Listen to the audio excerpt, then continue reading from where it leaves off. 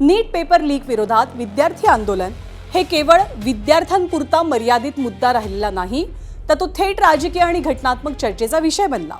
आंदोलनाच्या दरम्यान पोलीस आणि निमलष्करी दलाकडून अतिरिक्त बळाचा वापर झाल्याच्या आरोपांची आता सर्वोच्च न्यायालयाकडून गंभीर दखल घेण्यात आली आहे। लोकशाहीत आंदोलन करणं हा नागरिकांचा घटनात्मक अधिकार असल्याचं स्पष्ट करत शांततापूर्ण आंदोलनावरती ज्यांनी कायदा हातात घेतला किंवा अतिरिक्त बळाचा वापर केला त्यांच्यावरती आता कठोर कारवाईचा इशारा न्यायालयाकडून दिला गेलाय।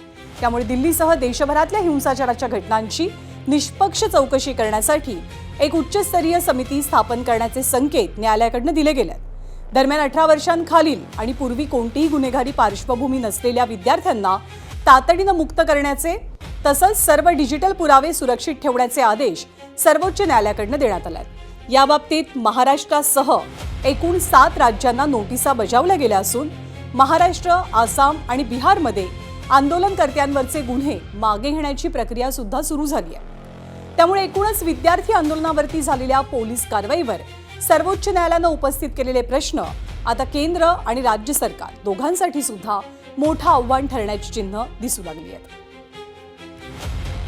तर नीटची पेपर फुटी आणि परीक्षा गैरव्यवहाराविरोधातील आंदोलनाच्या दरम्यान नेमके किती जणांवर गुन्हे दाखल झाले आणि या आंदोलनात किती समाजकंटकांनी शिरकाव केलेला होता त्यावरती सुद्धा आपण एक नजर टाकूया। 20 जुलै 2026 रोजी आंदोलक आणि पोलिसांमध्ये हिंसक झडप झाली। या संघर्षात 200हून अधिक पोलीस कर्मचारी आणि 65 आंदोलक जखमी झाले। 2873 आंदोलनकर्त्यांची दिल्ली पोलिसांनी ओळख पटवली। आंदोलनकर्त्यांपैकी सुमारे 34% जणांवर आधीच गुन्हे दाखल होते, तर गुन्हे दाखल झालेल्यांपैकी 989 जणांची गुन्हेगारी पार्श्वभूमी समोर आली। आंदोलनातील अनेक जण रेकॉर्डवरचे गुन्हेगार होते। खून, खुनाचा प्रयत्न, दरोडा, बलात्कार, अपहरण यासारखे भयानक गुन्हे त्यांच्यावर दाखल आहेत। हिंसाचार, सरकारी मालमत्तेचं नुकसान, पोलीस हल्ला या प्रकरणी 15 FIR नोंदवण्यात आल्या, तर हिंसाचारातील संशयितांची ओळख निश्चित करण्याचा प्रयत्न केला जातोय। तर एकीकडे विद्यार्थी आंदोलनादरम्यान दाखल झालेल्या गुन्ह्यांवरनं सर्वोच्च न्यायालयानं प्रशासनाला कठोर सवाल विचारले, तर दुसरीकडे भाजपच्या खासदार कंगना रनौत यांच्या वक्तव्यामुळे नवीन राजकीय वादाला तोंड फुटलंय। दिल्लीतील जंतर मंतरवरील विद्यार्थी आंदोलनाशी संबंधित सोशल मीडिया रील्सवरती प्रतिक्रिया देताना कंगना रनौतनं आंदोलनकर्त्या विद्यार्थ्यांना जनरेशन गटर अशी उपमा दिली। कंगनानं केवळ आंदोलनावरतीच नाही तर त्यात सहभागी झालेल्या तरुणींच्या जीवनशैलीवरती आणि त्यांच्या पालकांच्या संगोपनावरती सुद्धा प्रश्न उपस्थित केले।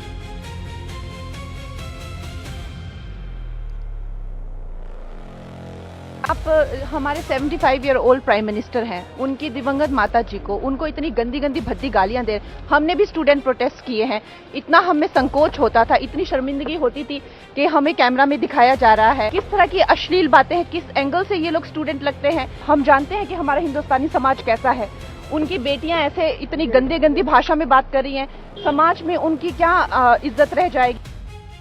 तर कंगना रनौतनं जेनझीला थेट गटर असं संबोधल्यामुळे या वक्तव्यानंतर सोशल मीडियावर आणि राजकीय क्षेत्रातनं संतप्त प्रतिक्रिया उमटू लागल्या। विरोधकांनी कंगना रनौतवरती निशाणा साधत न्यायासाठी रस्त्यावरती उतरलेल्या विद्यार्थ्यांचा आवाज ऐकण्याऐवजी त्यांच्यावरच टीका केली जात असल्याचा आरोप केला। सर्वोच्च न्यायालय पोलीस कारवाईवरती प्रश्न उपस्थित करत असताना सत्ताधारी पक्षाच्या खासदाराकडून आंदोलनकर्त्यांवरती केल्या गेलेल्या टीकेमुळे राजकीय वातावरण आणखी तापण्याची शक्यता दिसते।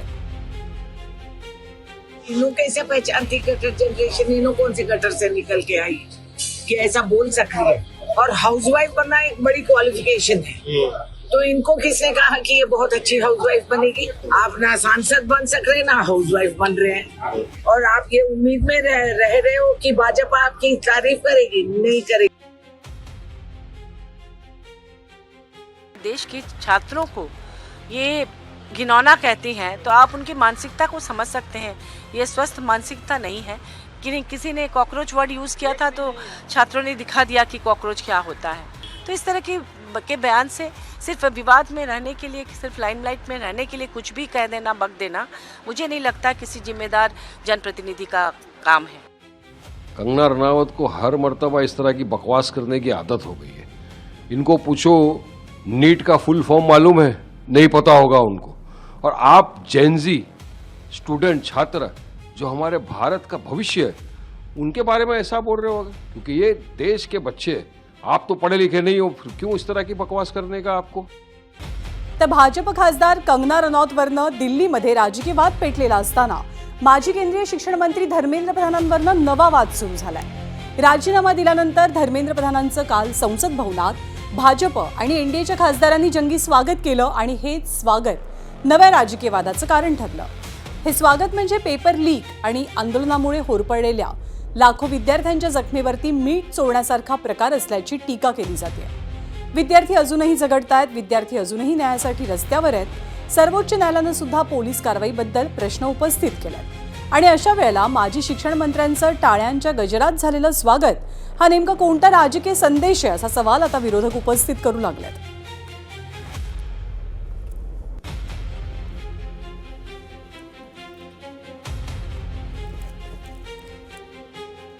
प्रधान का हुतात्मा आहेत का? त्यांनी का बलिदान दिलंय का? मुलांनी त्यांचा राजीनामा घेतला, भ्रष्टाचार झाला म्हणून, नीट परीक्षेमध्ये घोटाळे झाले म्हणून, मग इतर पक्षातले भ्रष्टाचारी असोत, आपल्या पक्षातले बलात्कारी असोत, त्या सगळ्यांना पालखीत बसून त्यांची मिरवणूक काढायची संतांसारखी, ही भारतीय जनता पक्षाची परंपरा आहे।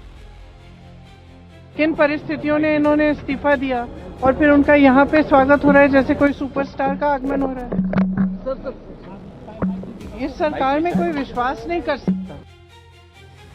तर पेपर फुटीपासून सुरू झालेला हा वाद आता थेट राजकारणाच्या केंद्रस्थानी पोहोचलाय।